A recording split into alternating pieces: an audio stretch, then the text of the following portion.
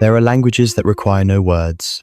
They are spoken through glances, pauses, and the way someone lingers for a moment longer than necessary. You've seen it before, the quiet electricity between two people who never say what they truly mean, yet somehow both feel it. Freud once said, "No mortal can keep a secret. If his lips are silent, he chatters with his fingertips." Perhaps that's what desire really is, a conversation between bodies that the mind cannot censor. Have you ever wondered why sometimes you sense someone's interest before they ever speak? Why your heart seems to recognize a message your ears never heard? That's the unconscious whispering beneath the surface of awareness.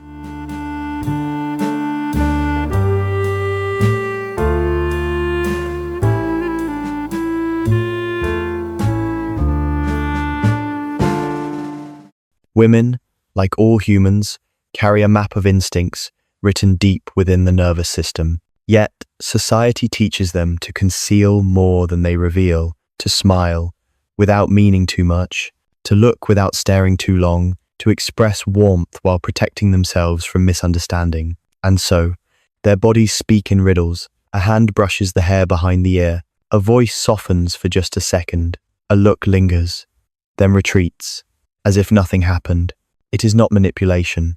It is humanity raw, instinctive, half-aware. Freud believed that much of our behavior is not chosen, but leaked, that the unconscious mind finds its way into our gestures, our tone, even our silence. Every word we do not say, every feeling we suppress, transforms into something visible, a signal, a pulse, a vibration that others can sense. Desire, after all, is not only in the mind, it lives in the tension of muscles, in the rhythm of speech, in the air between two people.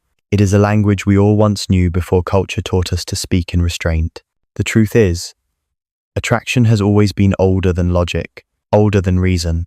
It is instinct wrapped in civility, a wild pulse disguised by manners, and women, more than they know, carry this ancient music within them.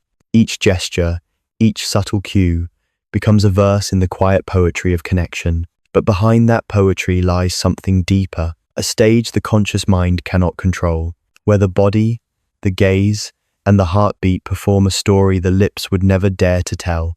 And that is where Freud's shadow begins to speak. Every moment of human interaction is a kind of performance. Not the false kind, but the ancient kind, where instinct writes the script before the mind has time to think. We walk into a room, and before a single word is spoken, the unconscious begins to act. A woman adjusts her posture without knowing why. Her tone changes when a certain voice enters the space. She tilts her head. Her pupils widen. Her laughter softens. Nothing deliberate, yet everything meaningful. Freud called it the return of the repressed. What we bury within ourselves does not disappear. It finds a different stage. It returns through gestures, choices, and those brief moments when the mask slips. The truth is, no one escapes the theater of the unconscious. We are all both actor and audience, playing roles written by instincts that existed long before language. In this silent play, women become both participants and protectors. They send signals not because they plan to, but because biology, emotion, and culture all move through them like unseen directors.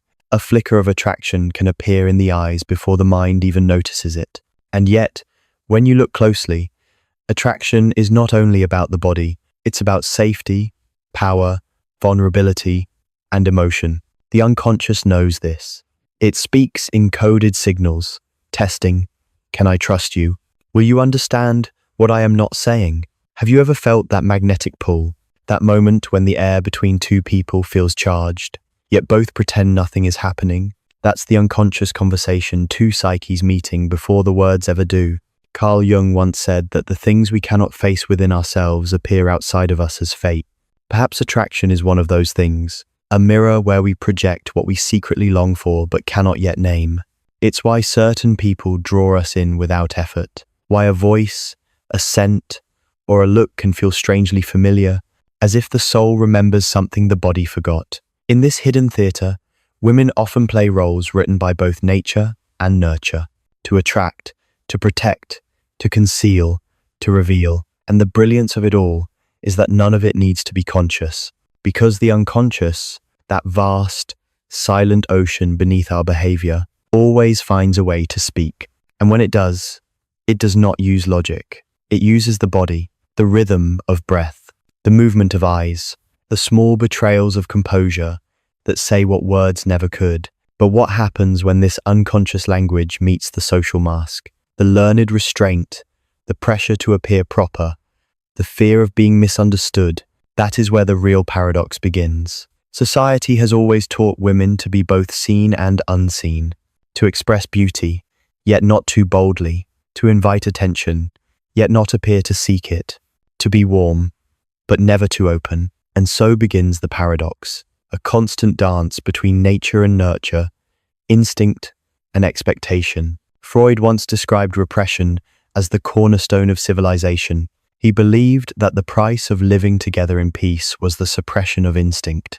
But repression doesn't erase desire, it transforms it. It forces it underground, where it becomes something subtler, more poetic, more powerful. That is why women often send signals without knowing, because beneath the social layers, there still beats a primal rhythm. A whisper from the unconscious that says, I want to be seen, but not exposed. I want to be understood without explanation. Have you ever noticed how attraction becomes stronger in silence? When something is hidden, it becomes sacred. And when a woman conceals her desire, she paradoxically amplifies it. It's not deception, it's instinctive protection. A way of saying, see me, but see me gently. Simone de Beauvoir wrote that femininity itself is a kind of performance, shaped by what the world expects. Yet within that performance lies truth, because even the act of pretending can reveal what one truly needs. A lowered gaze might not be submission, it might be safety. A distant tone might not mean indifference, it might mean fear of being misunderstood. Every restrained gesture carries a history, the history of what women had to hide to survive. So the signals are never just about attraction, they are also about trust, boundaries, and power. A smile can be both an invitation and a defense. A touch can be both warmth and warning. It is a delicate balance, the body wanting to express what the mind must restrain. That's why Freud said that human desire is never pure. It's always disguised, always filtered through layers of culture and shame. And yet, within that disguise lies something deeply human, a yearning to be recognized, not as an object, but as a soul. Every unconscious signal is a small rebellion against silence, a way for emotion to slip past the walls of control and whisper, I exist, I feel, I am here. But even the strongest masks can't hide the truth forever, because beneath repression lies another force, the shadow, as Jung called it, the part of the psyche that holds what we reject, deny, or fear to express. And sometimes, it is through attraction that this shadow finds its way back into the light. The deeper you look into the human mind, the more you realize that love, desire, and attraction are never accidents. They are mirrors, showing us not only who we long for, but what we long to become. Freud believed that every desire hides a story, that behind the smallest glance lies a history of longing, memory, and fear. And perhaps that's why the signals women send unknowingly are so magnetic, because they come from a place beyond control, beyond performance. They come from the soul's most ancient language. Think of it, the way eyes meet and part, the way time seems to slow in certain silences, the way presence itself can feel like a confession. Attraction is not about words, it's about resonance. Two unconscious minds, recognizing each other before the conscious ones can interfere.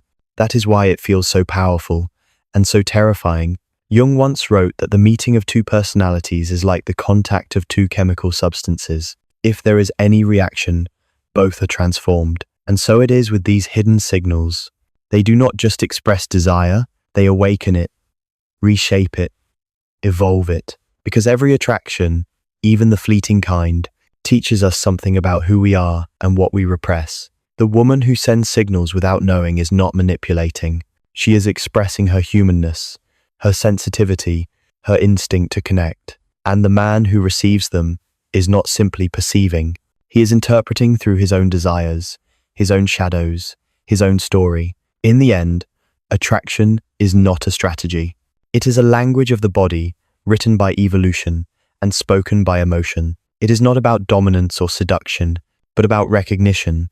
Recognition of life speaking to life, of two unconscious worlds, momentarily touching, even if only through a glance, a tone, or a heartbeat. And that is the quiet miracle Freud tried to describe, that beneath all our intellect and restraint, we remain creatures of instinct, endlessly seeking reflection in another's eyes.